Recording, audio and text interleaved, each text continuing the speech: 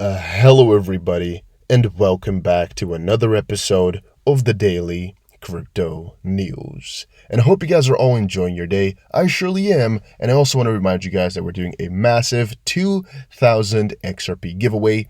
And if you want to enter, all you have to do is make sure you press the like button, make sure you are subscribed, and make sure you comment something down below. There's a like requirement. If we hit that, we're giving it away today. If we don't hit it, we'll give it away at the end of the month. So any comment you place is another entry into the giveaway. So make sure you go ahead and do that, guys. Having said that, I just saw a very wonderful thread come out from Galgatron regarding RTGS. So regarding RTGS, read this thread from the top. This is one of the founders of RTGS. Watch as he tries desperately to remove the word nostro from the conversation and conveniently dodges key questions to illustrate how RTGS is nothing more than another spin on nostro liquidity. So in one of my videos, I explained how this RTGS is really useless, nothing, and it's in no way, shape, or form, in my opinion, something new. They're just making the old system, just a little bit more modern. But it's basically just the old system. Like, there's nothing that really changes with it. It's just a little bit of branding. They don't have some crazy partnerships, anything like that. There's nothing that makes them amazing or good or anything like that. So I'm assuming this is the thread he means. It's a pretty damn long one. I recommend you guys all to go and watch it for yourself and just read it all the way through. But the fun part is where Galgatron comes in here and just goes on a very big sparring session. Andrew said, "We are ready to transform the global payments infrastructure with help from our partner Microsoft." And again, it's not really their partner. They're just utilizing Microsoft Azure, which is why I find it a little bit strange that they're saying our partner. But if you're using it, then you can kind of call it your partner, I guess. This is by the way, this video was made with my partners, YouTube and MacBook. So that's Apple. Those are my partners because I'm working with them. That's a little bit strange, to say it like that. Whatever. He put some hashtags in and it said, and no blockchain nor XRP, just to confirm. Interesting. So more to confirm, I keep on reading that RTGS is built on XRP or using the blockchain. It isn't for its core competency. It's all fiat currencies. It's all real time and all off of known liquidity, and it plays nicely with your core banking systems. Gaug said, seems an overlay for correspondent banking. Tapping into their nostro liquidity to respondent banks don't need to provide their own liquidity. It's trying to remove the friction of an antiquated system, but ODL will still eventually crush it because of ODL's efficiency. Icarus said, if the L and ODL existed, then I would agree. Sorry, I got. Sorry. Okay, I didn't expect it to go that far in. Well, the only point which I can get them from is that liquidity is a little bit of an issue with Ripple right now, but they'll get there. However, again, check it out yourself if you are wondering about RTGS, because it's the founder, or at least one of the founders, founding members, who's talking back here. So it's real facts. He most likely knows what he's talking about here, and it is interesting. All right, it's interesting. That's all I can tell you guys. Check it out here if you had some questions about RTGS. Easy XRP just said, shush, I tell you a trick. If expensive, wait and buy. If it's cheap, buy and wait. Now, I'm not actually going to agree with that, as I would say sometimes it is a lot better to buy expensive than to wait and buy. Because very often you're not going to get the chance to buy it cheaper. For example, with Tesla, right? At a lot of these points, people thought, it's too expensive, let's wait for it to cool down. However, at a lot of those points, it was way better off to just buy some and enjoy the wave than to really sit back in the dark and just wait for it to come back down. That's the assessment you need to make. How far can we go up? When is it too crazy? And is there still money to be made? It's not, how high is the price right now? Nothing like that. It doesn't work that way. Same for XRP. Even if it's just $1, there's of course people still buying. Why? Because they think the price is going to go even higher. Is that a good bet? That depends on the whole situation. But that's also something you got to assess every time. It's not like you should always be waiting for the price to go lower. Again, this is not financial advice, it's just my opinion.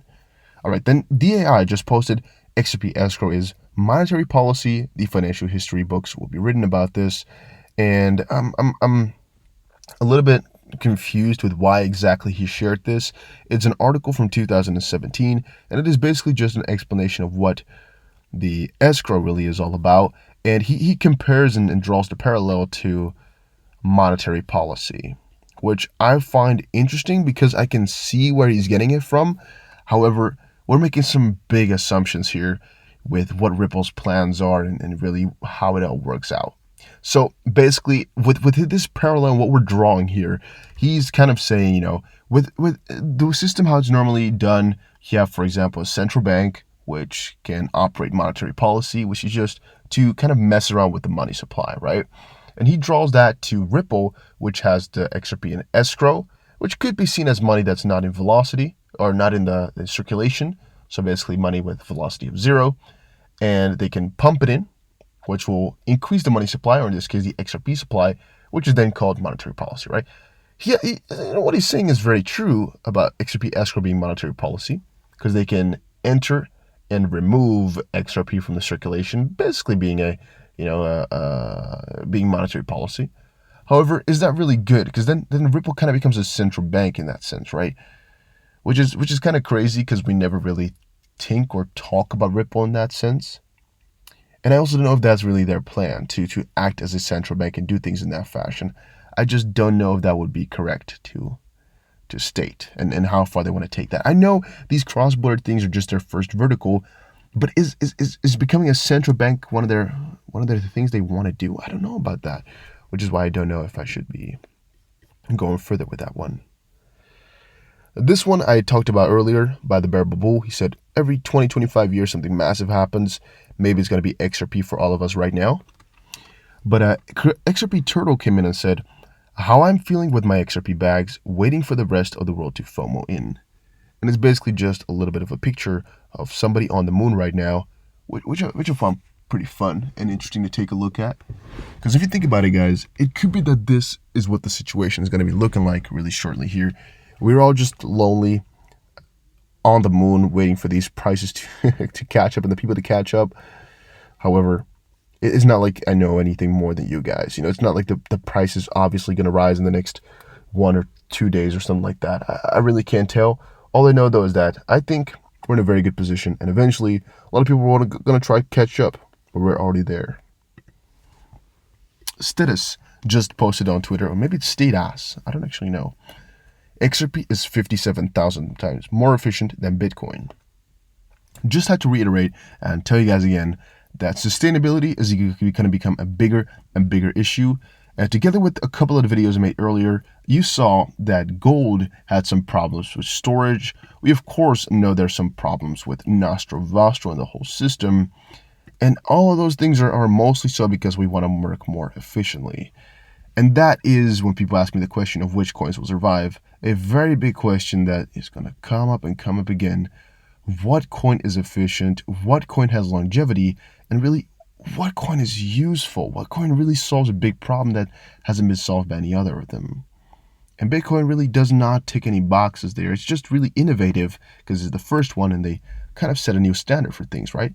I would definitely say it's unique in that aspect as well. But it's not efficient. It's not really for the future anymore, if you think about it. Which is why I'm, bullish short term on Bitcoin, but pretty bearish over the longer term. Some other guy just posted, anyone who tells you XRP cannot hit X dollars because the market cap would be too high is spreading FUD. 2. MC is used to value companies, not currency. MC, by the way, is market cap. What is the MC of the US dollar? I thought about it. I actually don't know.